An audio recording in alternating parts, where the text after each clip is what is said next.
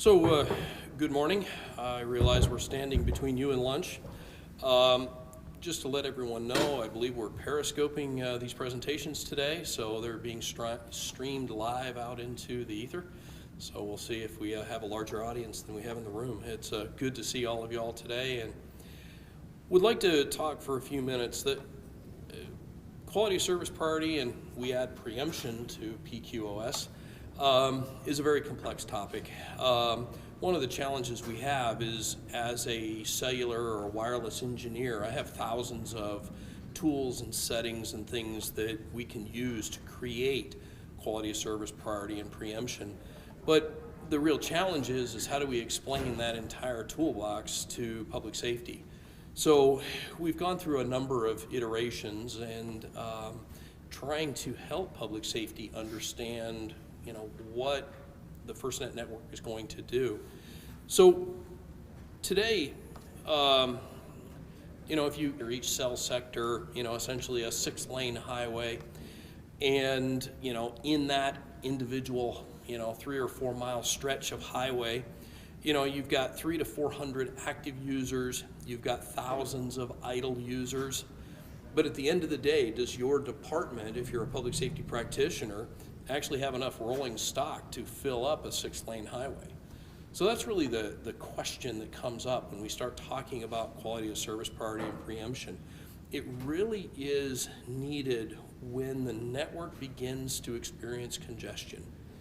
And it takes, as you can see here, 300 to 400 active users in a 3 to 5 square mile area to really begin creating congestion on the network. And there's not a lot of incidents that happen on a daily basis that bring that number of public safety practitioners together.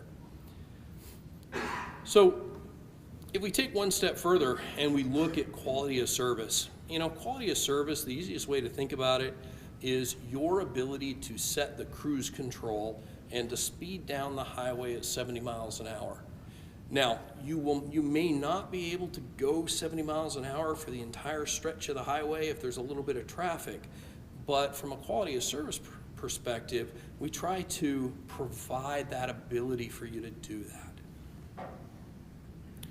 If we look at priority, priority is the ability to take other users, either move them out of the way or slow them down so that we can give public safety an actual lane and allow them to run up this highway without traffic interference. And you can see here the double white lines. It's illegal to cross the double white lines.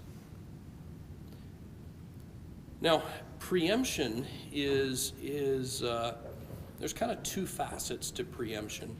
The first is preemption between public safety. So if we assume that we have 300 to 400 users in this section of highway, and we have the dog catcher, and we have a structure fire, the network needs to make a determination of what's more important, the dog catcher's traffic or the structure fire's traffic. So we'll talk a little bit about this in a few moments, but the idea of preemption is getting other public safety users to potentially slow down and move over so that a very high priority piece of traffic, like a man down or a responder emergency type situation, can take precedence across the network. And then this one gets very busy. Barry talked about secondary users under a covered leasing agreement. There may be a time that we need to remove secondary users under a covered leasing agreement off the network completely and really dedicate that cell sector, a couple of cell sites, or potentially even a region in a very large event, and basically make FirstNet only available to public safety. Now, that is always a challenge because we need that secondary use under a covered leasing agreement to provide some of the funding that we need to build this network nationwide. So it's not something that we can do all the time, but it is something that is available if we get to that point where we've completely jammed up the highway. So in an attempt to translate between all the tools that we have as wireless engineers and all of the things that public safety needs, we developed this quality of service, priority, and preemption framework. And this was the work of the FirstNet's Public Safety Advisory Committee, along with FirstNet and PSCR, and based in part by the report that NIPSTIC sent. But really, the network will always be in one of three states. Either static, which means through local control, we have provisioned users into the network with a static set of priority preemption, and the network will just run based on that static configuration. Then we go into a dynamic configuration where through local control, public safety can add additional information to the network, like how big of an event this is, who's assigned to it, where the event is. And this allows the network to begin understanding how it should provide quality of service, priority, and preemption between public safety. And then finally, there is the idea of controlled override. And this is a situation where the network has just become completely unusable, and somebody has stepped in. Now, interestingly enough, in talking with public safety over the past couple of weeks, I think public safety has begun to realize that they never really want to take controlled override. It is there, but it's not something that they really want to do. They don't want to twist the knobs and buzzers and things to manipulate the network directly. But I think it's critical to look at how this flows together. We have public safety utilizing local control, which Mark is going to speak about in a few minutes, to influence the quality of service, priority, and preemption framework. The QPP framework uses 3GPP standard functionality to affect the nationwide public safety broadband network. And, this is the flow that we see happening. And it's very important to understand that the network itself really needs information, and it's critical to have that local control information. Okay, Mark?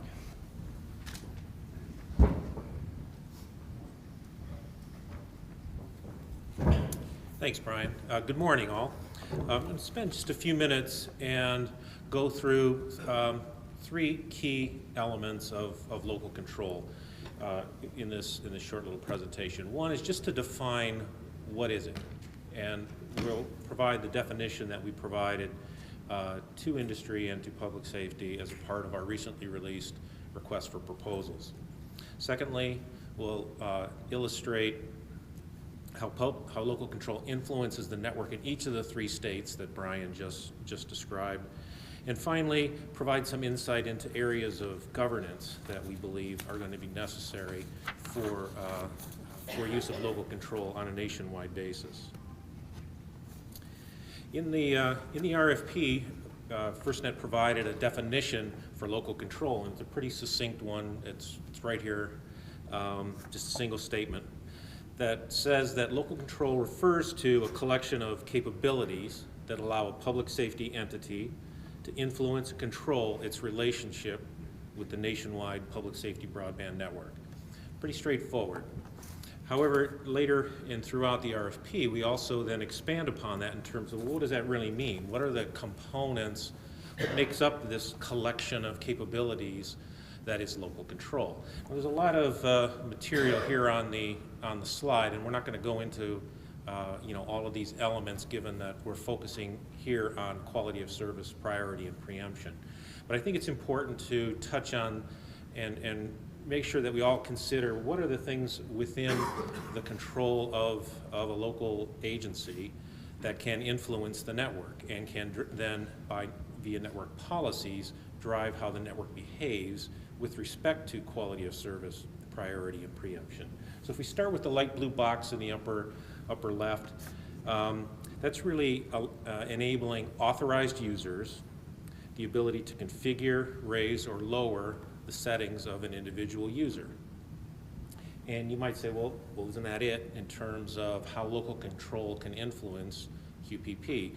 In the next couple of minutes, we're going to talk through, and Brian alluded to it, as did Barry in his opening remarks, the fact that managing users and groups, roles and profiles, devices and how they're provisioned on the network, and applications and services as well, impact network behavior during all of the states that Brian just laid out. So in terms of the, we anticipate that the network will function in its static state the vast majority of the time. And during this static state, how a user has been provisioned, what role they have on a day-to-day basis, the profile information or the characteristics of that particular user, the applications that they may be using and the profiles of those applications, and then finally network status will all be used to drive network policies that deliver services to users on a day-to-day basis. So while a public safety user's network experience shouldn't be encumbered by a lack of network resources or congestion in this state, their network priority and levels of service are influenced via local control. Now, when situations occur that drive the network into its dynamic state, there may be locally controlled dynamic data that guides the network to either raise the priority of a user or to or preempt lower priority users. And so again, via there may be changes to a user's profile. For example, someone who is a firefighter on a day-to-day basis may not be the incident commander at an incident, potentially raising their priority. Congestion may start to occur if more and more lanes of that highway that Brian introduced begin to fill up, in which case if network congestion surpasses preset thresholds that certain users may be preempted, freeing up those resources for public safety. And finally, the controlled state, we anticipate this to happen very infrequently, very rarely, and sort of the relative size of the circles on the diagram. This would be extreme conditions that drive the network into this controlled state. In these infrequent situations, local manual control may be necessary, and we anticipate that would likely be coordinated through the FirstNet network provider. So the bottom line is that local control influences network behavior in all of its states. It's not just a big red button that somebody gets to press when manual action needs to be taken. All of the states of network behavior are influenced via local control. And by properly, the network is expected to statically, dynamically, and automatically manage the delivery of services and priority to public safety users. Finally, I just want to spend a couple of minutes on governance. So governance means many things to many people. What we think about is what are the guidelines for managing and for guiding the use of local control on three levels. The first is on a nationwide level. We need to provide a unified approach across entities who use the network on a nationwide basis. Next is local governance, and local in this case extends not just to, it extends at all levels. It could be a municipality, could be a county, could be a state, territory, tribal nation, or a federal agency. Local varies depending upon the nature of either the incident or the jurisdiction of the agency. And then finally, agency governance in terms of how best to configure users and devices so that the users of a particular agency receive optimal performance from the nationwide network. So that provides just a quick overview of one, the definition of local control as we've defined in the RFP. Secondly, just to reinforce the fact that local control influences network behavior and user experience through all states of the network. And then finally, the need for governance on several levels. Thank you.